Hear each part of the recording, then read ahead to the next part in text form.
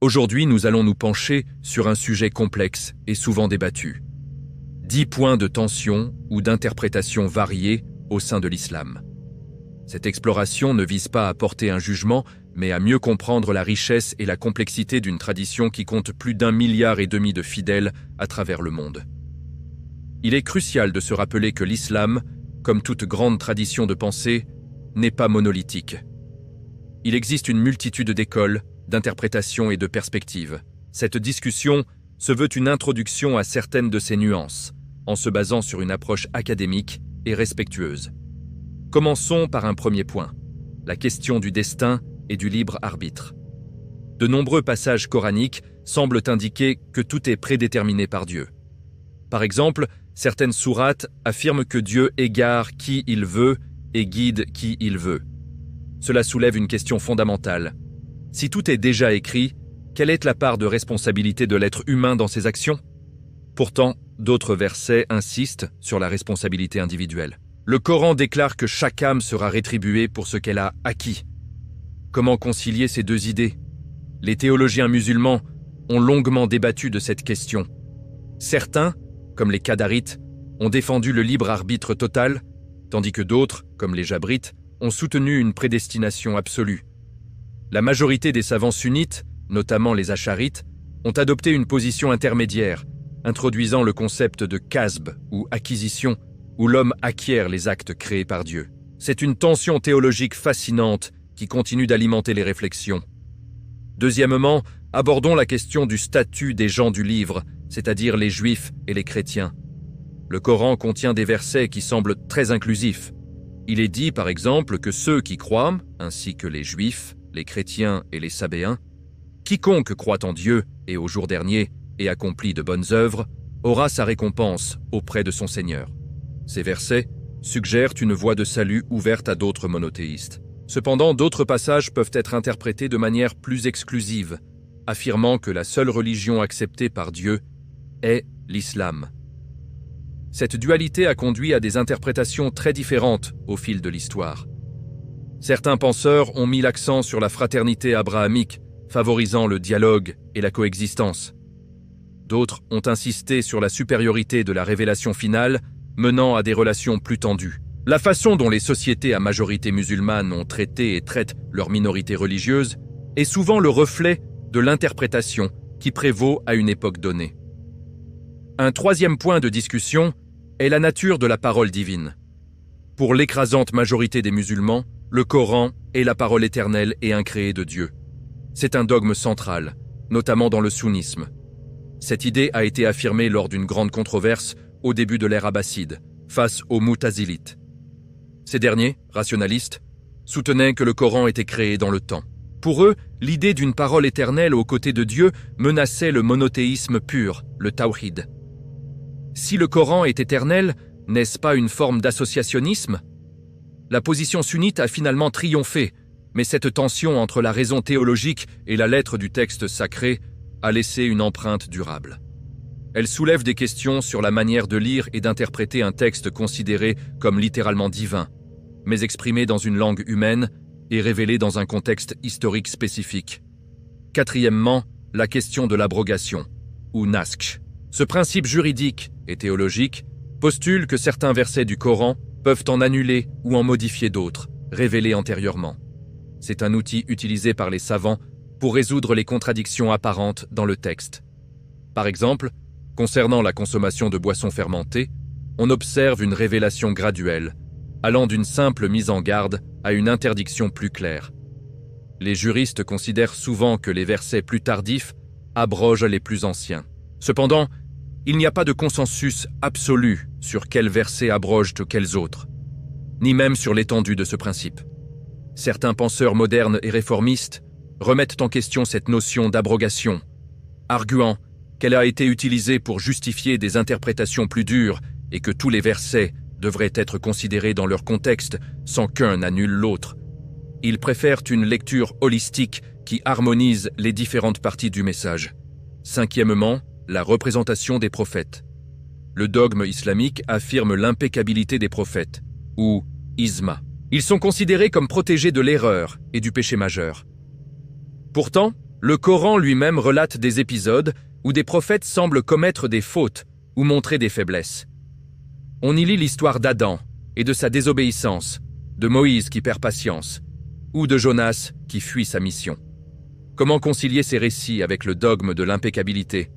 Les commentateurs classiques expliquent que ces fautes ne sont pas des péchés au sens propre, mais plutôt des erreurs de jugement ou des actes moins préférables. Ils servent d'enseignement pour l'humanité. Cette tension montre la complexité de présenter des figures à la fois humaines, donc faillibles, et divinement guidées, donc exemplaires. Sixièmement, la question de la violence et de la paix.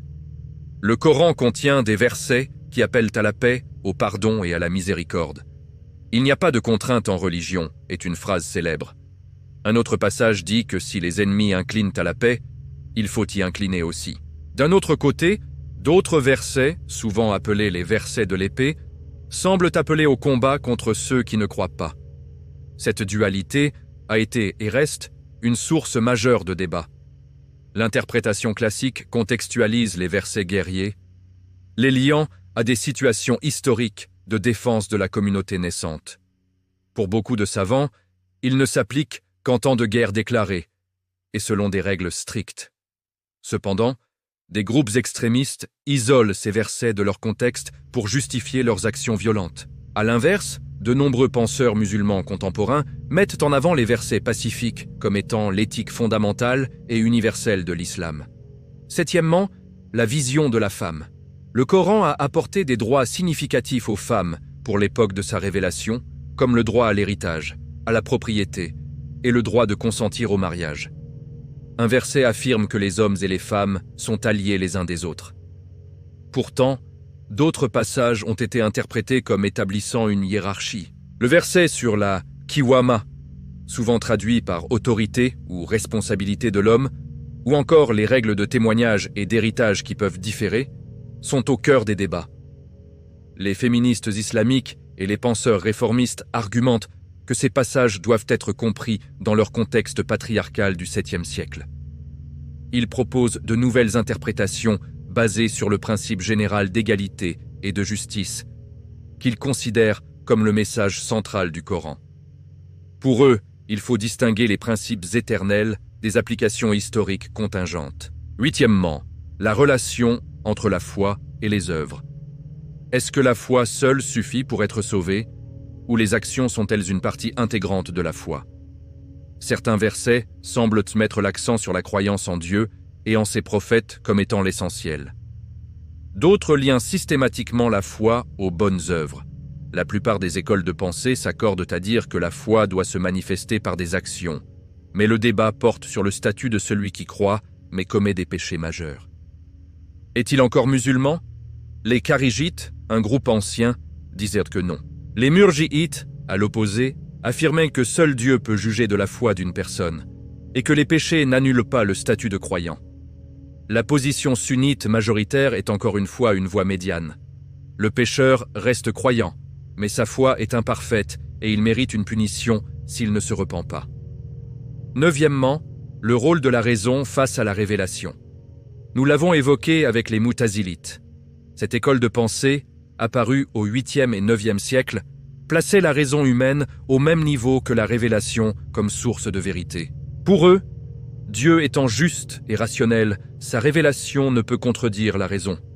Si une contradiction apparaît, c'est le texte qui doit être interprété de manière allégorique.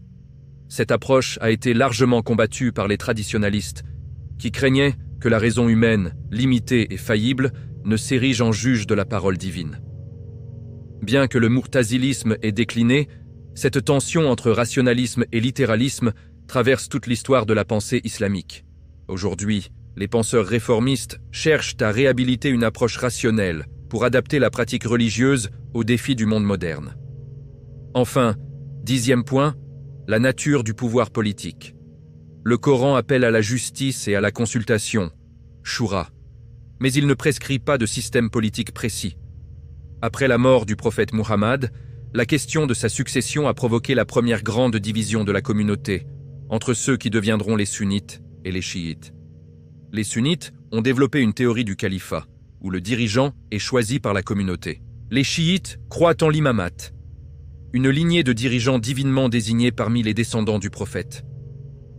Au cours de l'histoire, de nombreux modèles politiques ont vu le jour dans le monde musulman, des empires califaux au sultanat, en passant par les démocraties modernes et les théocraties. Cette absence de modèle unique dans les textes fondateurs explique la diversité des systèmes politiques actuels et les débats passionnés sur la relation entre islam et État. En conclusion, ces 10 points ne sont qu'un aperçu des débats intellectuels riches et complexes qui animent la pensée islamique depuis ses débuts. Loin d'être des faiblesses, ces tensions sont souvent le moteur de la réflexion théologique, juridique et philosophique. Elles montrent que l'islam est une tradition vivante, capable de s'interroger et de produire une diversité d'interprétations. Comprendre ces nuances est essentiel pour dépasser les clichés et avoir une vision plus juste et plus complète de cette grande civilisation. Merci de nous avoir suivis dans cette exploration. Si ce genre de sujet vous intéresse, n'hésitez pas à vous abonner et à nous le faire savoir en commentaire. À bientôt.